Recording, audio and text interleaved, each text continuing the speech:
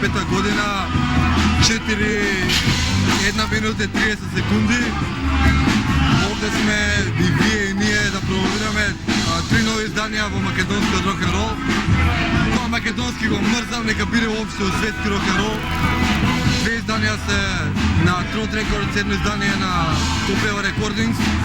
Тоа е музика за театарска представа, што и наменски беше правена да функционира сама за себе.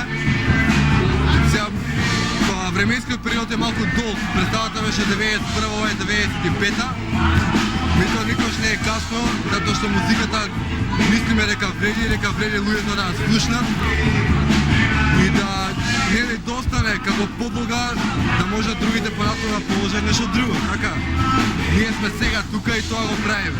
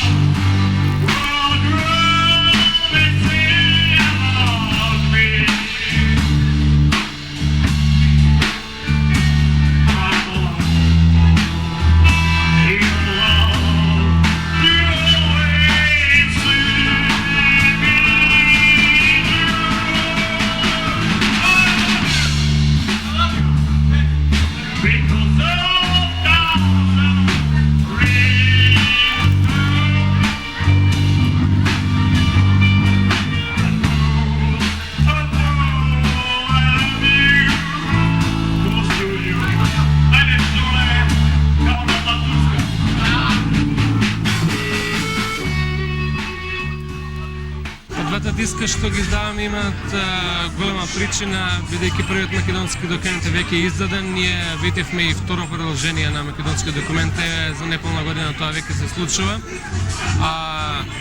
Една многу незгодна причина не натера да го реализираме албумот 14 песни за ушко, кај што се наоѓаат 14 песни реализирани во чест на нашиот пријател починат минатата година Дејан Аргировски ушко. И оно што е сите два албуми направено од независната музичка работилница Трот е всушност тоа што сакаше да постигне континуитет во издавањето, а тоа го постигнавме овој пат со овие два диска. А во наскоро време и нови изданија сега да Трот, бидејќи веќе 5 изданија направивме од страна на нашата независна работилница. Дали со вториот македонски документ Чекор 2 е заокружена тој историски дел на македонскиот рок-н-рол или и на третиот дел ќе има некои бендови кои не се најдоа? Не, напротив, овој документ мисли додека може да оди во бескрај, да се издава стварно многу работи. И оно што успеавме со овие на минатиот беа некаде од 14 песни, овој пат 17 сместени на овој албум. И доколку имаме разбирање со нашиот финансиер на албумот, тоа е единствен кој покажа добра волја за издавање на тој албум беше фондот Отворено општество, кој ни ги понуди своите финансиски средства за да го издадеме овој албум. За нека половина година потоа ќе го контактираме како би го продолжило тој македонски документ да го издаваме и да ги бележи старите и новите македонски рок-н-рол артисти и групи, што на некој начин ќе ги спаси од заборав, бидејќи кога што можеме да приметиме, наистина нема никакви CD изданија на никакви групи, се издаваат на аудио касети кои од време на време се губат, а компакт диск е нешто што би можело за едно долго време да се сочува. Така да ќе продолжиме. Сигурен сум дека македонскиот документ ќе продолжи бесконечно да се издава се додека работат македонските групи. Кога во продажба двата диска, слушно едниот 14 песни звучко слушам дека нема да се продаде? Да, тој не е наменет за продажба и двата диска се направени во скромен тираж од 500 примероци. Едниот ќе биде пуштен во продажба, македонскиот документ ќе пуште во продажба некаде околу 20 септември, значи некаде од среда натаму во продавниците во Скопје во Багишоп Југотон.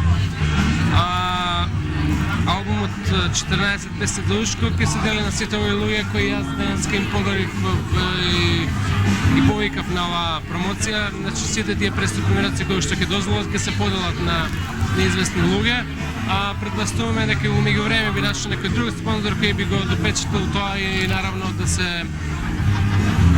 поделат и на други луѓе, бидејќи многу луѓе се заинтересирани да го имаат тоа своите компакт дискови.